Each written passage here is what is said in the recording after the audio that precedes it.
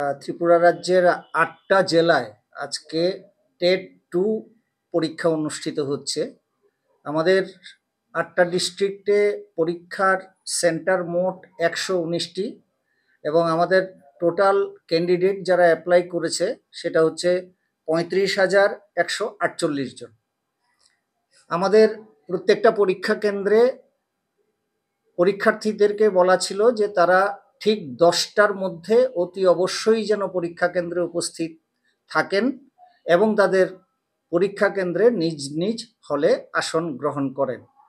এবং বলা হয়েছিল যে 11টা বাজার সঙ্গে সঙ্গে সমস্ত গেট বন্ধ হয়ে যাবে এবং 11টার পরে আর কোথাও কাউকে ঢুকতে দেওয়া হবে না।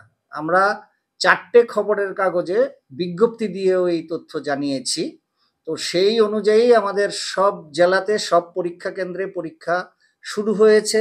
এখন পর্যন্ত আমাদের কাছে যা রিপোর্ট ঠিকঠাকভাবেই পরীক্ষা শুরু হয়েছে, কোথাও কোনো সমস্যা এখন পর্যন্ত নেই। একটি দুটি কেন্দ্রে কয়েকজন পরীক্ষার্থী যাদের 10টার সময় পরীক্ষা কেন্দ্রে আসার কথা ছিল তারা 11টার পরে পরীক্ষা কেন্দ্রে এসেছে এবং আমাদের নিয়ম অনুযায়ী তাদেরকে ঢুকতে দেওয়া হয়নি। আমরা তাদের এডমিট কার্ডে উল্লেখ করে দিয়েছিলাম যে 10টার মধ্যে থেকে পরীক্ষা কেন্দ্রে উপস্থিত থাকতে হবে।